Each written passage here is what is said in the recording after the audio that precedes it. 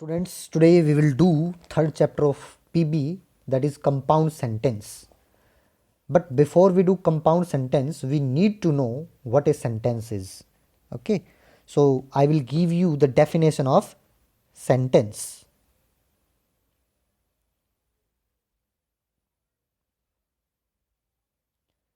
Definition of sentence.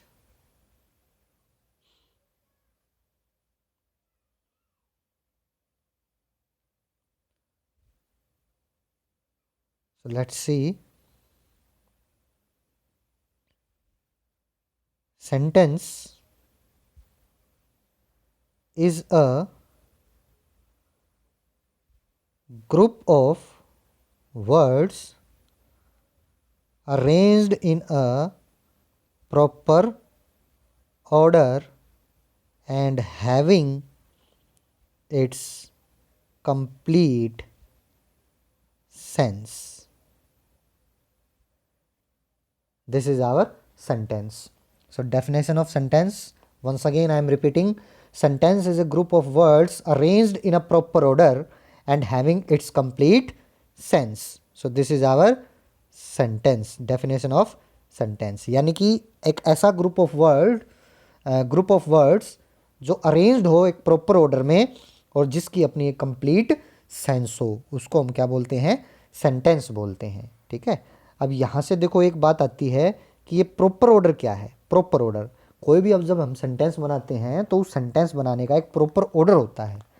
एक proper order में ही हम अरेंज करते हैं. जैसे कि अब अभी मान लो आप चाय बनाते हो तो चाय बनाने का एक प्रॉपर ऑर्डर है. क्या प्रॉपर ऑर्डर है चाय बनाने का? जो भी आप प्रॉपर ऑर्डर फॉलो करते हो, चाय बनाते हो, सब्जी बनाते हो, जो भी कुछ बनाते हो, हर चीज़ का एक प्रॉपर ऑर्डर है कि भाई जैसे चाय बनाते हो, जैसे पहले पानी रखा, उसको गर्म होने दिया, फिर उसमें चीनी डाली, चाय पत्ती डाली, दूध डाला. ठीक है. तो एक प्रॉपर ऑर्डर है हर चीज़ का करने का अपना. तो ऐसे ही सेंटेंस अगर हमने बनाना है, सेंटेंस से हमने एक मीनिंगफुल सेंस लेनी है. उसकी मीनिंगफुल सेंस तब बनेगी जब उसका एक प्रॉपर ऑर्डर होगा. तो अभी उसको प्रॉपर ऑर्डर को देखते हैं कि वो प्रॉपर ऑर्डर होता क्या है. ठीक है. वो प्रॉपर ऑर्डर देखते हैं. जैसे कि मैं कहूँ एक प्रॉपर ऑर्डर है उसका सब्जेक्ट, सबसे पहले आता है उसका सब्जेक्ट. सब्जेक्ट के बाद आता है हेल्पिंग वर्ब. हेल्पिंग वर्ब के बाद होता है हमारा मेन वर्ब.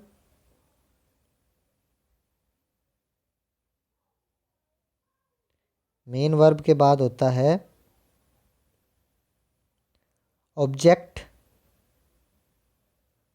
ऑब्जेक्ट के बाद होता है हमारा remaining part of the sentence. जो भी बच गया अब उसको हम बोलते हैं remaining part. So this is the proper order of a sentence.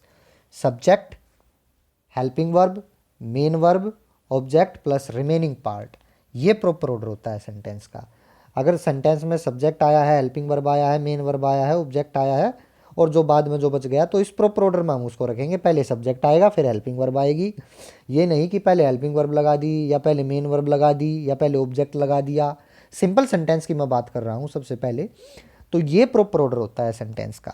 ठीक है. जिसमें पहले सब्जेक्ट आता है, फिर हेल्पिंग वर्ब आती है, तभी वो जा करके एक सेंटेंस कहलाएगा. ठीक है. जैसे मैं एग्जांपल लूँ, जैसे मैंने कह दिया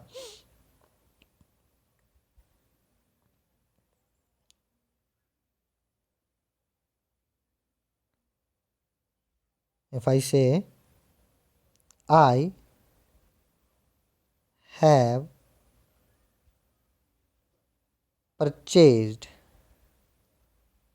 I have purchased a notebook from the market. So this is your sentence. I have purchased a notebook from the market. तो ये प्रॉपर ऑर्डर है. यहाँ आप देखेंगे ये जो आई है ये सब्जेक्ट है, हैव हेल्पिंग वर्ब है, परचेज्ड मेन वर्ब है, ए नोटबुक ऑब्जेक्ट है और फ्रॉम द मार्केट ये remaining part of the sentence है.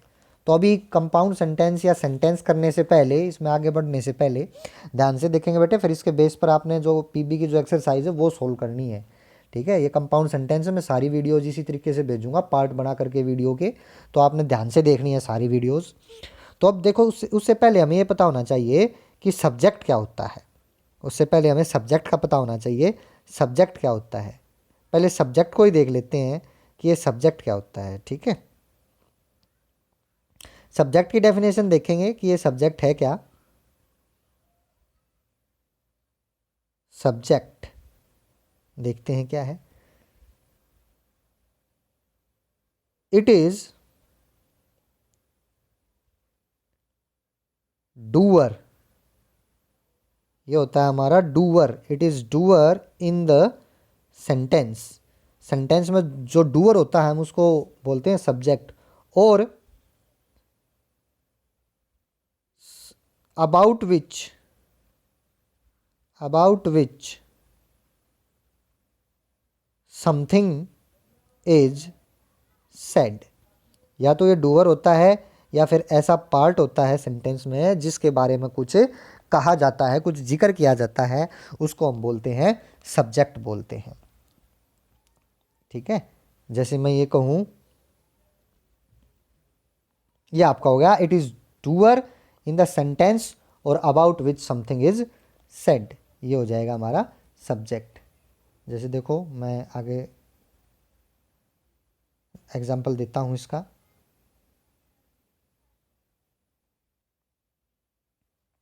इफ आई से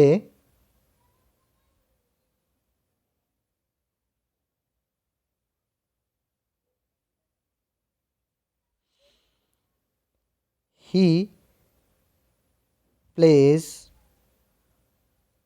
hockey, या फिर दूसरा ले लीजिए, मैं कहूँ he is playing hockey in the ground, in the ground. तो यहाँ आप देखिए, अब प्लेइंग मैंने कहा सब्जेक्ट इज डूअर, डूअर यानी कि करने वाला कुछ ना कुछ। तो यहाँ पर काम, डूअर करने वाला क्या करेगा, वो काम करेगा। काम क्या होता है हमारा, वर्ब होती है। ठीक है, तो प्लेइंग यहाँ पर काम क्या हो रहा है, प्लेइंग खेलने का काम हो रहा है। आप देखें प्लेइंग खेलने का काम हो रहा है। इस प्लेइंग काम को, खेलने के काम को कर कौन रहा है, ही कर रहा है। ठीक है, तो यहाँ पर ही हमारा हो गया सब्जेक्ट। या फिर दूसरी मैंने डेफिनेशन बताई थी, about which something is said, जिसके बारे में कुछ कहा जाए। जैसे मैं कह दूँ ही इज़ वेरी इंटेलिजेंट, वो बहुत इंटेलिजेंट है। अब देखो यहाँ पर ही कुछ काम नहीं कर रहा, बल्कि ही के बारे में कुछ कहा जा रहा है। क्या कहा जा रहा है ही के बारे में, कि वो काफ़ी इंटेलिजेंट है। तो दोनों जो डेफिनेशन थी हमारी वो यहाँ से प्रूव हो जाती हैं सब्जेक्ट की, कि subject is doer in the sentence or about which something is said, जिसका जिक्र किया जाता है सेंटेंस में, जिसके बारे में कुछ कहा जाता है, या तो वो या फिर वो सेंटेंस में कुछ ना कुछ काम करेगा। ठीक है, उसको हम सब्जेक्ट बोलते हैं। जैसे ऊपर वाले सेंटेंस में सब्जेक्ट काम कर रहा है प्ले का, ही, तो हमारा सब्जेक्ट हो गया। यहाँ पर किसके बारे में कहा जा रहा है, he is very intelligent. Intelligent कौन है, ही है, ही का मैं जिक्र कर रहा हूँ, इसके बारे में कुछ ना कुछ कहा जा रहा है, तो यहाँ ही हमारा सब्जेक्ट हो गया। दूसरे और शब्दों में कहूँ to find out subject, subject को फाइंड आउट करने के लिए हम क्या यूज करते हैं, वी यूज हु और वट विद मेन वर्ब। अगर आपको सब्जेक्ट फाइंड आउट करना है, मान लो आपको ये नहीं पता चल रहा कि भाई डूअर कौन है सेंटेंस में, या हम बात किसके बारे में कर रहे हैं, तो फिर एक तरीका और है इसका सब्जेक्ट को फाइंड आउट करने का, वी यूज़ हु और what with main verb. Main verb के साथ आप क्या लगाइए, हु और वट लगाइए। ठीक है, मेन वर्ब के साथ हु और वट लगाना ध्यान से देखना बेटे, क्योंकि इसके बेस पर फिर एक्सरसाइज सोल्व करनी है आपने। डायरेक्ट हम एक्सरसाइज सोल्व करें उसका मेरे हिसाब से कोई बेनिफिट नहीं है, इसलिए मैं पहले आपको ये वीडियोस भेज रहा हूँ ताकि आप उनसे अवेयर हो सके एक बार चीज़ों से। तो फाइंड आउट करने के लिए सब्जेक्ट हम क्या यूज़ करते हैं, हु और वट करते हैं, यूज़ करते हैं मेन वर्ब के साथ। जैसे ऊपर वाले सेंटेंस में आप देखो, ही इज़ प्लेइंग, तो प्लेइंग कौन खेल रहा है, हु का मतलब होता है कौन, हु होता है लिविंग के लिए, वट होता है नॉन लिविंग के लिए। तो यहाँ पर लिविंग सब्जेक्ट है तो इसलिए हु लगाएंगे। हु कौन खेल रहा है, हु इज़ प्लेइंग, तो हु का आंसर क्या आया, ही, तो ही हमारा सब्जेक्ट हो गया। नीचे वाले में लगा के देखें, हु इज़ इंटेलिजेंट, इंटेलिजेंट कौन है, अगर मेन वर्ब नहीं है तो फिर आप हेल्पिंग वर्ब के साथ लगाइए। जैसे सेकंड वाले सेंटेंस में मेन वर्ब नहीं है, तो he who is very intelligent, तो ही इज़ वेरी इंटेलिजेंट। तो इस तरीके से आप जो है हु या वट लगा करके, हु जब लिविंग हो आपका, वट जब आपका नॉन लिविंग सब्जेक्ट हो, आप क्या फाइंड आउट कर सकते हैं, सब्जेक्ट फाइंड आउट कर सकते हैं। तो मेरे हिसाब से सब्जेक्ट आपको क्लियर हो गया होगा कि सब्जेक्ट होता क्या है। सब्जेक्ट मैं एक बार दोबारा समराइज कर रहा हूँ, या तो डूअर होता है या जिसके बारे में हम जिक्र करते हैं। और सब्जेक्ट को फाइंड आउट करने के लिए आप मेन वर्ब में क्या लगाइए, हु और वट लगाइए। ठीक है बेटा। नेक्स्ट देखते हैं हम आपका, नेक्स्ट जो हमारा इसमें आता है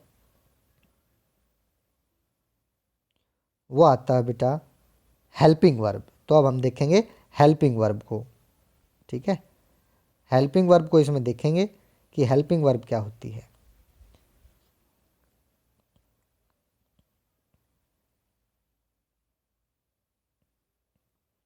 देखो हेल्पिंग वर्ब जैसा कि नेम से ही क्लियर होता है, इसमें आपको नेम से ही क्लियर हो रहा होगा।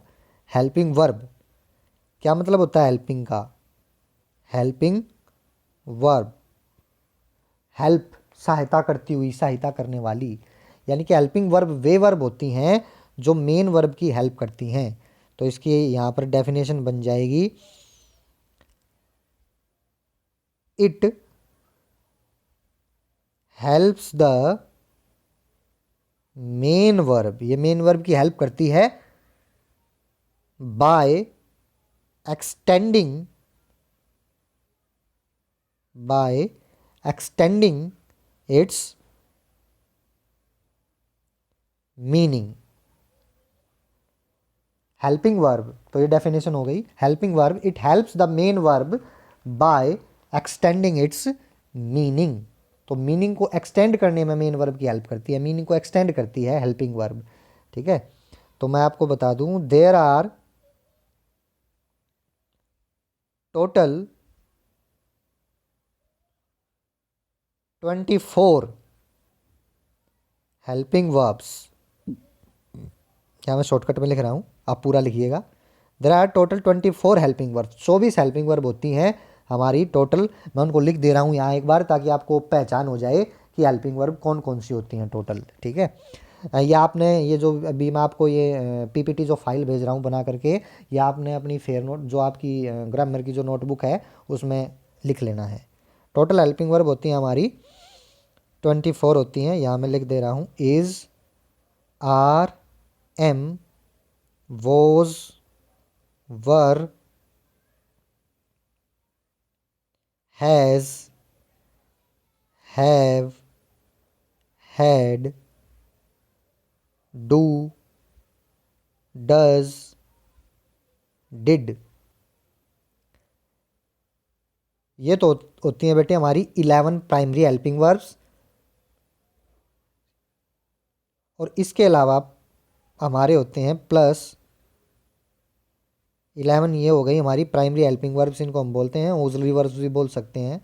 प्लस 13 होते हैं हमारे मोडाल्स, मोडाल्स आप भली भांति जानते हैं। तो ये 13 मोडाल्स मिला करके टोटल 24 हेल्पिंग वर्ब्स हमारी बन गई। ठीक है, आप देख सकते हैं ये 11 हो गई हमारी, is, are, am, was, were, has, have, had, do, does और डिड। 11 ये हो गई, प्लस में 13 मोडाल्स, तो ये टोटल 24 हेल्पिंग वर्ब्स होती हैं हमारी। मोडाल्स के बारे में आप जानते ही हैं। तो ये हमारी हेल्पिंग वर्ब्स हो गई। हेल्पिंग वर्ब का क्या काम बताया मैंने, मेन वर्ब की हेल्प करती हैं क्या करने में, एक्सटेंड, इसके मीनिंग को, मेन वर्ब के मीनिंग को एक्सटेंड करती हैं।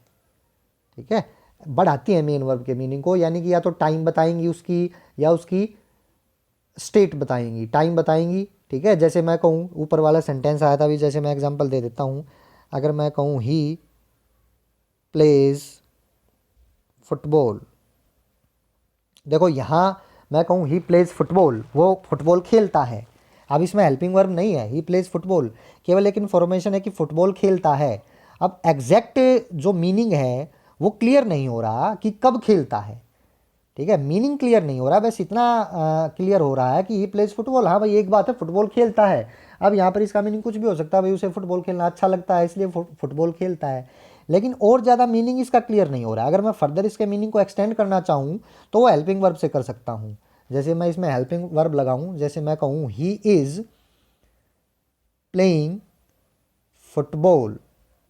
अब हेल्पिंग वर्ब ने इसके मीनिंग को एक्सटेंड कर दिया यानी कि बात अब थोड़ी क्लियर हो गई। अब ये पता चल गया कि अब फिलहाल हेल्पिंग वर्ब लगाने से इज, जैसे ही मैंने इज हेल्पिंग वर्ब लगाई वैसे ही देखो मेन वर्ब भी चेंज हो गई। मेन वर्ब अब प्ले थी, ऊपर प्लेज थी, नीचे सेकंड वाले सेंटेंस में प्लेइंग आ गई, ही इज़ प्लेइंग फुटबॉल। ठीक है, ये टेंस जब हम करेंगे तब ये बात सीखेंगे, या मैं आने वाली वीडियोज़ में बताऊँगा। अब देखो यहाँ से बात क्लियर होगी, ही इज़ प्लेइंग फुटबॉल, आपको ही पता होगा इसका मीनिंग क्लियर होगा कि वो अब फिलहाल खेल रहा है, ही इज़ प्लेइंग फुटबॉल। यानी कि अब टाइम ज़्यादा एक्यूरेट हो गया, टाइम यहाँ पर हमें पता चल गया कि वो अब खेल रहा है। तो ये हेल्पिंग वर्ब काम करती है। अगर इज की जगह मैं वाज लगा देता, ही वॉज प्लेइंग फुटबॉल, तो इसका मतलब था कि वो फुटबॉल खेल रहा था। हेल्पिंग वर्ब मीनिंग को एक्सटेंड कर देती हैं, और हेल्पिंग वर्ब के ऊपर मेन वर्ब डिपेंड होती है कि कौन सी हेल्पिंग वर्ब के साथ कौन सी मेन वर्ब आएगी। ठीक है, ये बात भी मैं आपको बताऊंगा। ठीक है, जो नेक्स्ट वीडियोज़ आएंगी बेटा उसमें बताऊंगा, क्योंकि अब वीडियो ज़्यादा लंबी हो जाएगी। ठीक है, तो आप फिलहाल इन चीज़ों को ध्यान से देखना, 2 बार वीडियो को देखना अच्छी तरीके से, और ये सारी चीज़ें आपकी जो ग्रामर की जो नोटबुक आपने लगाई है उसमें नोट डाउन करनी है आपने ये। ठीक है, तो ये पूरा हो जाने के बाद फिर हम जो अपनी कंपाउंड सेंटेंस की जो पीबी की एक्सरसाइज हैं उनको फिल करेंगे।